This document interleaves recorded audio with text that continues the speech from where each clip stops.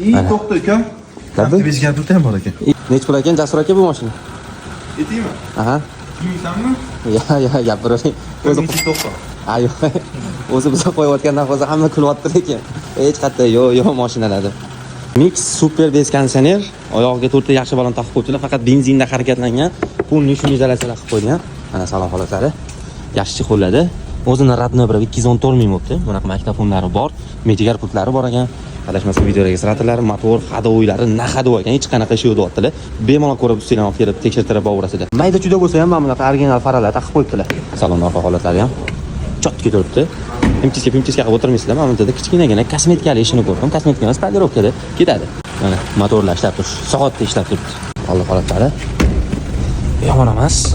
Gidrolkalari ham bor deb bu mashinamiz ham bunaqa deflektlar ham qo'yib qo'yibdilar. Kraskasiga keladigan bo'lsak, tomdan pastda o'zlari uchun septirgan ekanlar. Hech qanaqa udari yo'q deyaptilar. Yana ko'rib tekshirib olasizlar. Mana mashinani stansiyasi orqa oldi butun. O'zi necha pulga o'tgan bu mashina sizga? 1 yilda 3300 ga oldim-da, 1 yilda bo'lib to'lashdi. Remont bilan 4000 dan ham oshdi. Hozir berayotgan narxingizga o'zi rozisiz, to'g'rimi? Noiloj nima qilamiz? Minadigan odamga berasiz albatta. Minadi o'zi. Inshaalloh. Bosib olinglar. Ko'p gapirib o'tirib sizni ham o'zimni ham vaqtim olmayman. Egar nomer Telegram kanalda kanalga o'tib nomer olib bemalol baraka qilishinglar mumkin.